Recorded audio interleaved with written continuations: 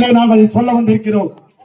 என் அன்பான தேவ ஜனங்களே, ஆண்டவராகிய இயேசு கிறிஸ்து உங்கள் மேல் அன்பு வைத்திருக்கின்றார், பாசம் வைத்திருக்கின்றார், உங்கள் மேல் விருப்பமாக இருக்கிறார். அப்படிப்பட்ட தேவனை குறித்து உங்கள் மத்தியிலே நாங்கள் சொல்ல வந்திருக்கின்றோம். என் அன்பான தேவ ஜனங்களே, நாம் பாவத்திற்கு அடிமையாக இருந்த அதனாலே நாம் தேவனை அணுக முடியவில்லை.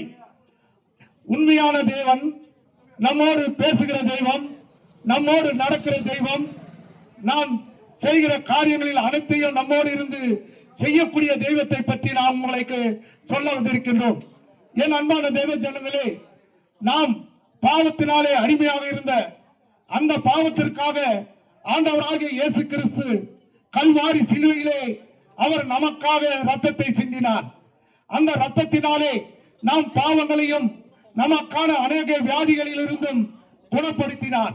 ஆண்டவராகிய இயேசு கிறிஸ்து அவர் நல்லவர் என்பதை நாங்கள் ருசி பார்த்ததனாலே உங்கள் மத்தியிலே நாங்கள் சொல்ல வந்திருக்கின்றோம்.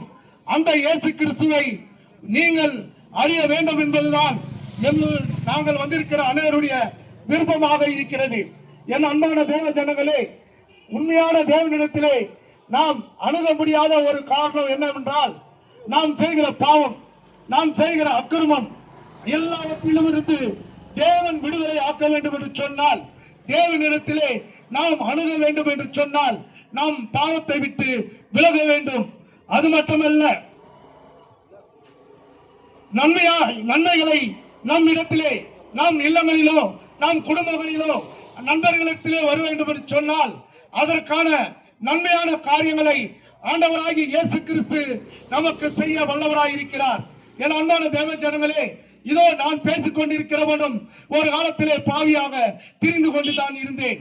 நான் குடிவெறியிலும் விபச்சார சிந்தனைகளோடும் அநேகமான காரியங்களிலே நான் திரிந்து கொண்டிருந்த ஒரு மனிதன் தான்.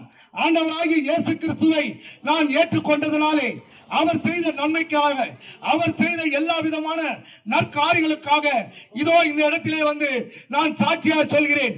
என் அன்பான தேவ ஜனங்களே, இந்த ஒளிபரப்பில் கேட்டுக்கொண்டிருக்கிற என் அன்பு சகோதரிகளே, நீங்களும் ஆண்டவராகிய இயேசு கிறிஸ்துவை ஏற்றுக்கொள்ளுங்கள்.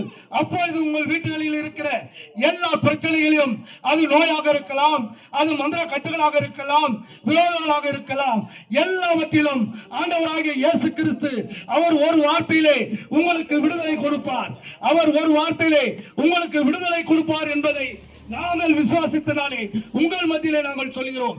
என் அன்பான தேவ ஜனங்களே, இதை கேட்டுக்கொண்டிருக்கிற என் அன்பு சகோதரிகளே, நீங்களும் ஆண்டவராகிய இயேசு கிறிஸ்துவை முழு மனதோடும் முழு ஆத்மாவோடும் நீங்கள் ஏற்றுக்கொண்டுமையானால் எல்லா விதமான பிரச்சனைகளிலிருந்து ஆண்டவராகிய இயேசு கிறிஸ்து அவர் உங்களுக்கு விடுதலை தருவார், விடுதலை தருவார். அவர் நல்லவர், அவர் வல்லவர், என்றும் கிருபை உள்ள தேவன், அவர் உம்மோடு இருக்கிறார்.